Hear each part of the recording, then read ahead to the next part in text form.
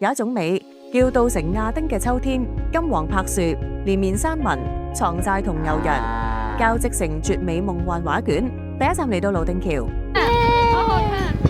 企喺搖搖晃晃嘅鐵索橋上，彷彿仲聽到歷史迴響。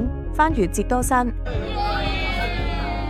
我哋嚟到新都橋，感受傍晚餘暉，每一幀都似詩似畫。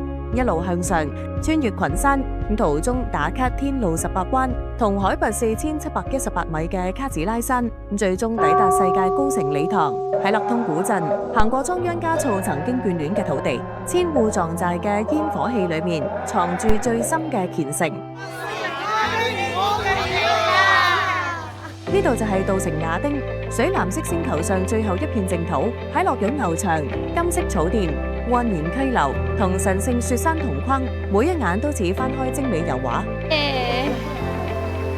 途中仲會遇到得意馬騮仔，要小心會被打劫，轉移去珍珠海。碧綠湖水似一塊寶鏡，將斯那日嘅莊嚴身影盡收其中。當下情景寧靜而震撼，告別亞丁。踏上歸途，稻城白塔寄託祝福，桑堆紅草地係秋天寫俾大地最熾熱情書。海子山嘅荒涼，似一場關於遠古嘅夢。最後一日喺木格措嘅一日四景裏面，回味呢一場秋日盛宴。沿途天氣一陣晴空萬里，一陣雲霧繚繞，每一種變化都係自然饋贈。用雙眼定格每一幅流動畫卷，俾心靈沉浸喺呢片土地獨有嘅寧靜同神聖之中。一路嘅辛苦，終會化成最珍貴記憶。